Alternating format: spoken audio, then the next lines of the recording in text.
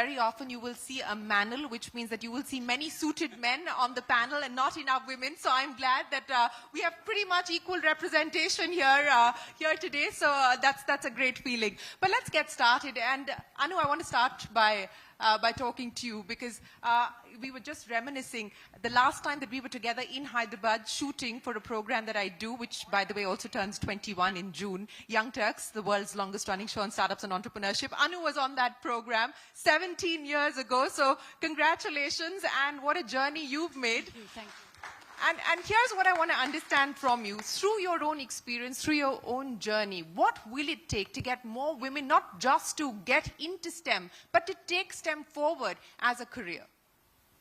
So I think today we are seeing a lot of young women who take STEM as a career. I think we are seeing a lot more drop-off that is there at the senior leadership levels. And I think there are several reasons for that. But at the same time, I think we can increase the number of people who are going in. So compared to when I was going to IIT, for instance, to now, I think we've definitely seen an increase in the pipeline of women who are coming into the colleges in the first place. But I think the thing has to start even before that, right? How do we get young children to be excited about these areas? And I remember my dad was a scientist, and I think for us, 3 of us girls and a brother, all of us got very excited about STEM, right? So I think it has to start from the time when you are a child. But at the same time, I think when you're looking at senior leadership positions, I think multiple things matter, right? One is, are we recognizing them? Is there a bias, inherent bias that comes in when people are recruiting? And I think now with AI, maybe people can use... I was expecting that. I was expecting that. Like everything else, AI is going to be the answer to this problem as well, the bias problem. Correct. No, it can be an answer. It can be a problem as well. But I think that one of them is a bias, right? So when we look at, Mapmygenome is very purely a STEM company, and we have pretty much equal representation, and actually initially had a lot more women than men. And I think part of that problem is that always likes to get more people of their kind. So I think if you want to remove the bias, we have to look at it as saying that, can we stop looking at people we like to bring on board who are like us, but to bring in people who are not like us? Yeah. And I think if you want to remove that bias, that has to be done in a way where people don't think about that as a problem. And I think that is a starting point for a lot of problems that start off, right? Whether it's recruitment, whether it's leadership or others. The second is also, can we change the conditioning in terms of, when women don't speak up in meetings, can we force, sort of encourage them to speak up, not force, but sort of, get them to speak up. And things and I think the other bigger problem is that we don't have yet enough number of people who have already gone out through that funnel.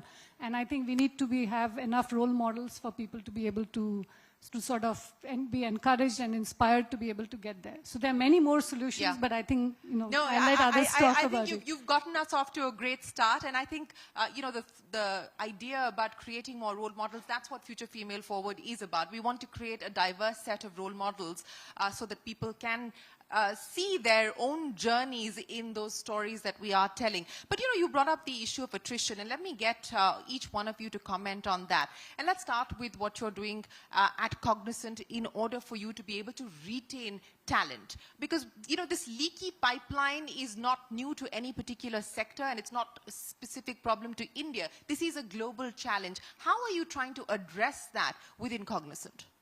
Thank you, Shereen. Thank you for having me here. But I think as Anu was mentioning, this cannot be a sort of a lip service which companies do, sort of addressing this DEI, which is diversity, equity, and inclusion. Diversity is, of course, in some sense, the mix itself, but then equity and inclusion actually make it really work in some sense. So when you look at a company like Cognizant, it starts from the top. I mean, I think the tone we set at the top is so critical for us to make sure that we are able to sort of take it all the way down to where we are actually able to make that, maintain that mix in across the teams and so on and so forth. Several initiatives. I mean, as I said, it has to start at the top. For example, our board has about 38% diversity. So we start from there and then go all the way down in terms of ensuring that we do at least try and get the, as you know, in the leadership, it's always an issue. And you mentioned it in the beginning when in your intro, saying that we don't have a problem of supply in the beginning. I mean, when you look at a university, etc., we do have a 52% enrollment of tech talent in the universities. We do a very good job of hiring those. So our initial intake from universities, roughly about 54-55%. That's really, I mean, it's actually above parity in some sense. But then the moment they come in, as you rightly said, over the period, you tend to have this dropout and then sort of leaky pipeline, if you may. And then before we get to leadership level, it's very, it's not a good number for the industry and for everybody. So anything specific that you've done to change that? Yes, so 2-3 things. One is we do run like most companies, we do programs like Propel, for example. It's a great program where we do in 2 steps. One is in terms of the middle managers. When women reach a certain level, we make sure that we train them very specifically to make sure that they're able to take up the leadership roles. And that has to be done in volume, right? I mean, doing it for a small cohort is not going to be sufficient, so we do it in much larger number. That's one. Number 2 would be a program called Returnship, which is when people want to take a break, go, do whatever they need to. They want to come back. How do you really enable them? I think it's a lot of work in terms of making sure that even though they've taken a break of maybe 1 year, 2 years, whatever it is, ability for them to come back into a workforce. And are we really facilitating some of that? So lots of programs around ensuring that, especially after, let's say, for example, maternity is the reason why they're taking a break. Can we support that, during the period as well as post-maternity when they come in? How do you really make sure that they're included in some sense? Right. So I can talk about many of those programs that we do in terms of doing that. Those are 2 good examples that you've shared with us. Rahul, speaking about, the tone from the top at HCLTech, the chairperson is a woman. But let's address this issue that I raised, which is also about the fact that in a more and more digital environment that we're in a world where we are going to be driven by technology, do you fear that the gender gap is only going to widen if we don't encourage more women to take up STEM, to adopt technology, to be part of the digitization process? So, first of all, is my voice being heard? Yeah, it's fine. So first of all, it's very important to note that, when women come into the workforce, you need to make sure that they stay for a longer period of time. And one of the things that we do additionally is that, we've identified women leaders who become like go-to people, right? Who become role models. You may call them role models. And we encourage other people to emulate them in terms of, growth, career paths, etc. And we also have programs which are there for women, which enable them to see the path forward. We've got programs like Stepping Stone, Ascend, etc., which encourage people to stay longer term with the company. I think another important thing we do is that we've identified what you may call as marquee jobs in the company. Right? Okay. So, for example, a sales job is a marquee job. It's seen as a kind of taking the company forward. Some of the jobs which are for principal architects, etc. Again, jobs which enable the company to take it forward. We encourage women to go into these jobs, right? So therefore, what happens is therefore women see themselves not only as contributing to the masses of the people in the company, but also see themselves as, and have career paths towards marquee jobs within the company. So that's one thing we do to make sure that women stay with us for longer. Now, coming to your question on digital divide, right?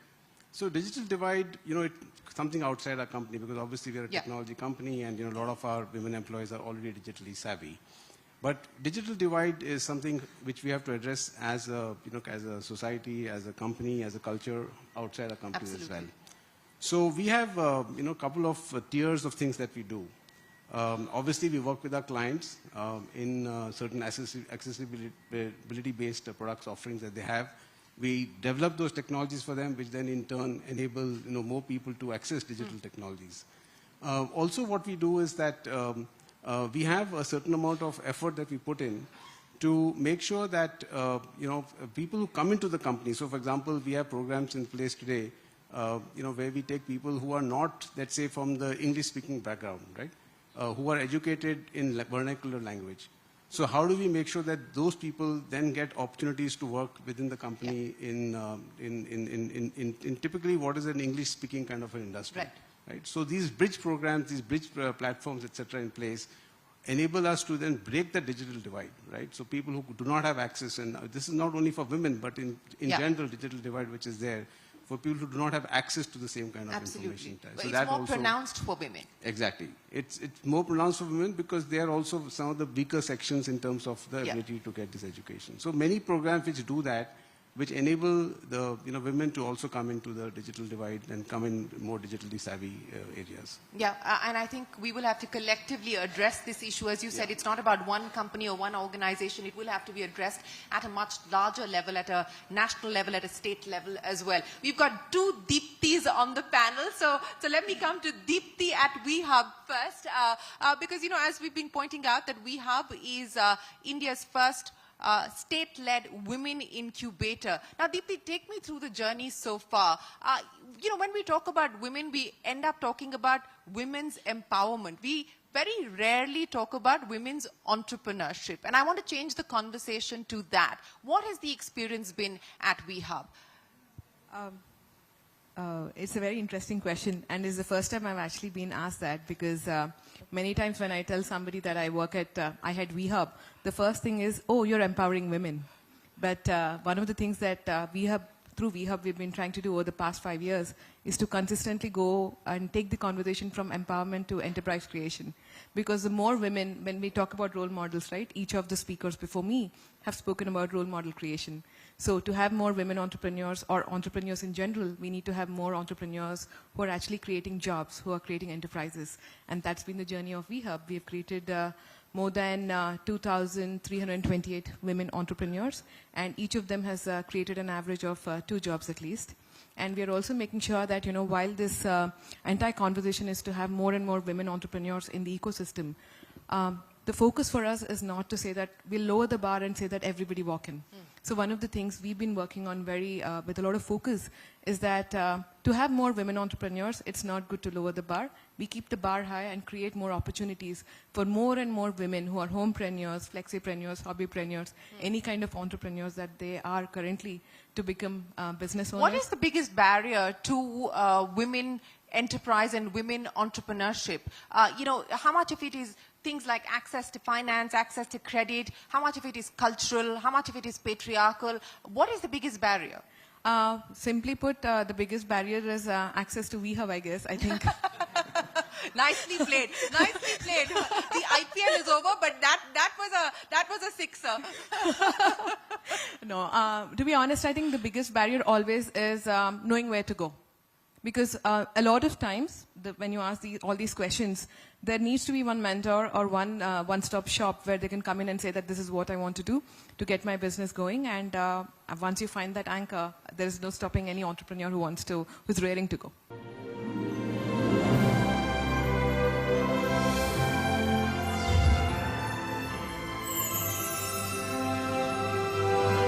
Naveen, what's the experience been at Novartis specifically? Telangana is also a state which is promoting itself as a hub for life sciences, healthcare, pharma, etc. This is also a space where actually we have seen not just the leadership role, but again, in general, a lot of women move towards this. What's the experience been like at Novartis? And if I were to ask you to add to the playbook that we just released earlier this evening, what are the ideas that you would put on the table? Yeah, thanks, Shereen. So Novartis has been in India since 1947. Probably one of the few large innovative pharma companies that has a whole range of operations in India, from research, development, technology, operations, etc. And I'm really fortunate to be part of this global company that is super committed to actually equity and inclusivity, right? And data doesn't lie, right? So 51% of associates in Novartis are female, 48% are leaders, 38% at the board level, right? And this is because we've been really inventive, innovative, and tried to challenge our own barriers to actually achieve this, right? There are many things that we've done. Generally speaking, 4 top things. One is to remove bias, right? So we use software, AI to screen our advertisements to remove gender bias, because bias is hidden. You don't know it's there. So when we post a job, it is neutralized, any kind of bias that we have. We are one of the first company to give equal paternal leave, right?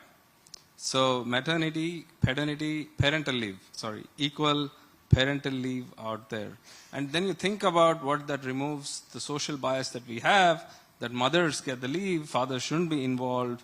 You can see how such a policy change by a company might go a little way in removing that kind of I think it will go a long way, so kudos to you and a big round of applause as well to that. And I think, in fact, that's one of the ideas that comes up in the playbook, because this is something that many companies, and I know Sangeeta Reddy is here with us. Sangeeta, thanks for joining us. Sangeeta raised this as well in our Mumbai chapter. I distinctly remember this as an idea that we need to try and move towards parental leave. Let the choices be with the family unit as opposed to companies dictating who can or cannot avail of the leave and so on and so forth. And let the narrative change that the primary caregiver always has to be the woman. Of course, at a certain point in time, that is the case biologically. But provide the flexibility for family units to take those decisions. Sorry, I interrupted you. Go ahead. No, worldwide, the take-up is fantastic, and the response from our associates is, wow, it's amazing that we're working for a company that can think on those lines. Pay transparency and equity. And this is, again, I always believed that, everyone earns their worth and over time you improve. But actually I had to change my own beliefs, because there is really a bias and inequity in pay that creeps in without your knowledge when we looked at data. We've done this worldwide. We looked at it in India. We looked at it in all the countries.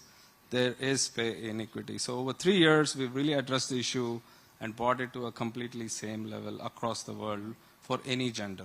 Let it put it that way, right? So, Deepti, let's pick up on that last point about pay inequity. And as Naveen said, that culturally it is an organization that nurtures meritocracy, that nurtures a gender-neutral environment, yet they've seen inequities creeping in.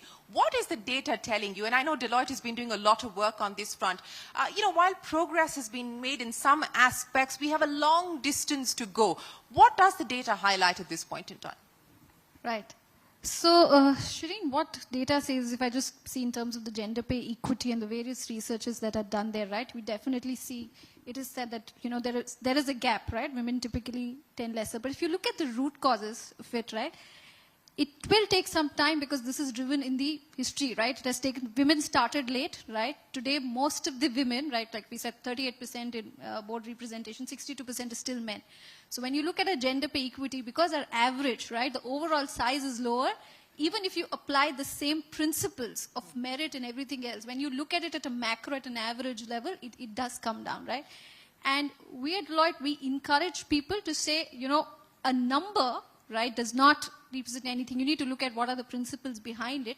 But there are organizations who are doing significantly a lot more to bridge that gap. So there is a lot of, as you said, everybody said that there is AI and technology being used to reduce that bias, to ensure that there are specific programs that women perform well, right, and move forward. So that is something that we are seeing significantly. The other thing that we are seeing now is that organizations are significantly doing is, if I just apply human-centered design and, Maslow's hierarchy, the first three are pretty much table stakes, right? That's what every organization has to do. We call it diversity 1.0. Yeah. Now it is, inclusion 2.0, which, how do you encourage women and how do you play on their self-esteem and self-actualization? So instill ambition when they're very young. So which is, like we go to interiors of tier 2, tier 3 and 3 or 4 cities, right? Look at engineering colleges and pick bright students from there. Get those women there. Train them so that they don't make career as a secondary choice, but that's a lifestyle choice that becomes, right? When they're in the middle career, demonstrate care. So we have a flex program with 9 dimensions of flex, right? It could be on skill, it could be on time, location, how you work through. So we adjust our pace towards them, then asking them to adjust pace to us. So that is something which is significant, right? And the third biggest thing that we've started playing with data is now there's diversity within diversity. All of our organizations today will have women, which is Gen Z, as well as women, who've been there for 1960s and 70s and so on. Yeah. Their value system, their ethics, their motivational drivers are very, very different. You would focus on maternity, but maybe for, leaders, you need to focus on, it's a very uncomfortable conversation on, what happens to them during menopause and others. Most of the organizations are at a very infant stage of such policies and looking at that when you drive that. So I think it's a whole spectrum of these things that we need to look at, and that would gradually bridge the gender pay equity, which today I would say is a number because of a lot of historic reasons that are driven behind it. You mentioned menopause. menopause. I don't think that that's just an uncomfortable conversation. I don't think that that's a conversation that happens at all. That's not a conversation. We've just about started having a conversation about menstruation. I don't think we've got to menopause yet. But Subhrakant, let me come to you because, we had put together at the Delhi chapter the FICCI CNBCTV18 first survey, which had done a survey of the FICCI membership to understand what motivates women to stay on, what companies are doing to be able to retain women, how do you bring down attrition. Through the course of this journey, what have been the key insights that you're taking away now as you have these conversations? Well, first and foremost, I think it is important to have these conversations. And, we talked about role models, but also putting out these stories out there and seeing what companies are doing. And, there's a lot of wonderful work being done, but more companies need to emulate that. If I were to, for example, take a look at hardcore manufacturing, right? I think there were some inherent issues which held back women from participating.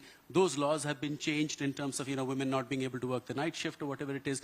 It's been quite a while since those laws have been changed, but the hangover effect sort of continues. And therefore, there needs to be, I think, very focused attention on in those sectors, in those areas where women's participation has not been up to the mark, to bring that up. And for example, if I were to talk about Odisha, there's been some wonderful work being done there in terms of skill development, where women are being picked up and trained in ITIs to drive heavy equipment in the mining industry. And so it's many a time it's in the mind as to what women can or can't do. Yeah. I think there are enough examples here in this room and elsewhere to show that those are actually barriers in the mind and not any limitation in terms of the capabilities or ability or ambition. So in terms of learnings, I think what we really need to do is the playbook that you've put together needs to start getting thicker and thicker in terms of picking up more such examples of role models, of success stories, of companies which are going out of their way to achieve gender parity, and make that something that others aspire to achieve. No, you're absolutely right. And yes, we do intend to make that playbook thicker and thicker. It'll be a couple of pages thicker, I would imagine, I would reckon, at the end of today's event. Deepti, I'm going to give you the final word on this.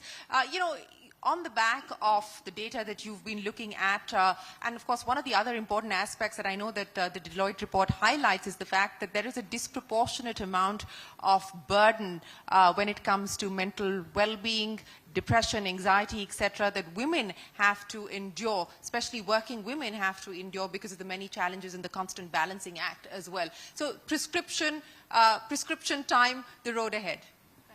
So you're right, Shereen, while over the 3 years, if you see the trend, this year we have seen a decline compared to the previous year. There's been a 10% reduction in the Women at Work survey when we looked at the burnout and the anxiety levels, but it is still there.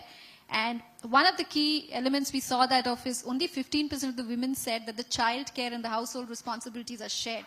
70% actually said it's primarily their responsibility even though they're working. So obviously that leads to a huge issue. So I think the prescription there is, I think, twofold. One is we are encouraging women. So one is the flex. A lot of flex has been embraced as to where in terms of location, but not when. And I think that is very important part of flex that we are looking at to say it is not just that you're working from home, but maybe also the timings. It doesn't have to be a 9 to 5 sort of a thing. And how do we really pace that? Giving them a connect, giving them a peer group, because a lot of them, especially tech, women in tech, they don't come to office, they sit at home and work. But how do you connect? How do you find that peer group where you can work through? Clear executive sponsorship from the top. Our Exco and everybody, they sponsor, they mentor a few women and ensure, and having more role models. Today, 42% of our eligible women are in leadership roles in Deloitte.